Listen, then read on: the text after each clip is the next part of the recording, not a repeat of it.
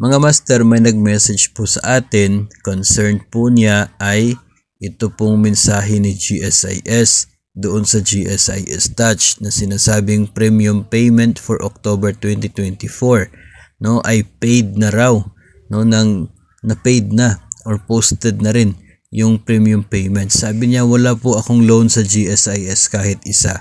So bakit may ganun? Ito pong tinatawag dito na premium payment na napopost sa GSIS po sa atin pong GSIS Touch. Hindi po kinakailangan ng loan para papasok ito kasi ito po yung nakadidak sa sahod natin. 'Di ba? Yung sa payslip meron pong GSIS doon na share po natin, that is 9% of our basic salary. Yun po na halaga ay tinutumbasan yan ng agency, ng employer natin, ng DepEd kung sakop ka ng DepEd, ng 12% ng basic salary. So total po 21% ng basic salary na yan nire-remit ni agency papunta kay GSIS. Kaya kung napapansin po ninyo, yung nakikita ninyo dyan na posted na halaga ay napakalaki compared doon sa nakadidak sa inyo pong sahod. Kasi yung posted na GSIS ay para po sa employee at employer share.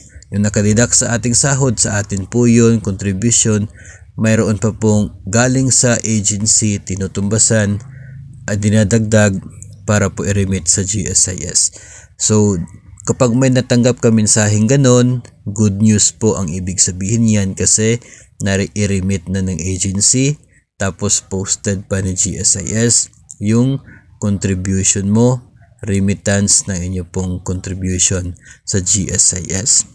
Kahit wala kang loan, talagang may ganon kasi hindi po yun related sa loan sa GSIS. Related po yun sa monthly remittance yung nakadidak sa ating sahod para po sa GSIS. Pero kung wala kang matatanggap na ganon, wala kang makikita, ay dapat ka nang kabahan kasi that's a sign na hindi po nagre-remit si agency. Kung titingnan po ninyo, kung wala pong mensaheng ganon, wala pong notification, i-check po ninyo doon sa record po. Nakikita naman po doon sa premium remittances.